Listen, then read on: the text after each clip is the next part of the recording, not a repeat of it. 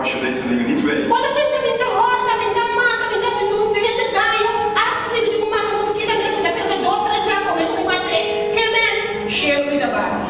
Ik steel niet, ik doe niks verkeerds, ik maak geen vlieg dood, dus ik ga naar de hemel. Maar als de Heer tegen jou zegt, verlaat jouw moeder en vader, want ik heb een plan met jouw leven.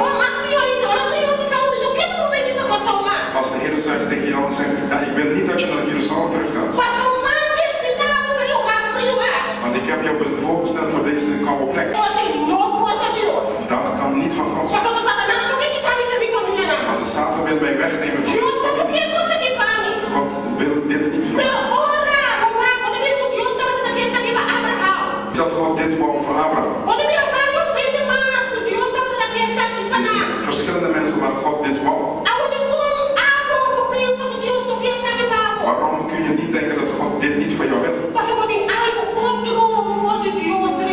Want je hebt iets anders dan God op jou troon. Op het moment dat God op de troon staat. Op het moment dat we bij hem de plek van eer geven. Als we afhankelijk zijn van hem. Dan weten wij wat hij wil voor ons. Jouw troon verlaten. Wat is jouw zekerheid in jouw leven? Sommige mensen denken dat de bank hun zekerheid is. Sommige mensen hun werk denken ze dat. Sommige mensen denken dat hun auto zekerheid is. En iedere keer opnieuw gebeuren dingen op de wereld. Om ons vandaag te laten zien. Als ons aangezicht alleen op deze dingen zijn. God wil ons laten zien dat er iets hoger is. Iets hoger dan deze wereld. Iets krachtigers dan deze wereld. En God wil ons aangezicht wijzen.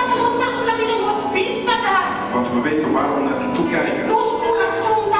Dat ligt op ons hart. Alles wat we zien. En blijven zien. En blijven verlangen.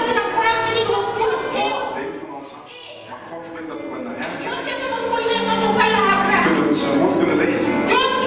God wil zijn woord kunnen begrijpen. En als we nooit lezen,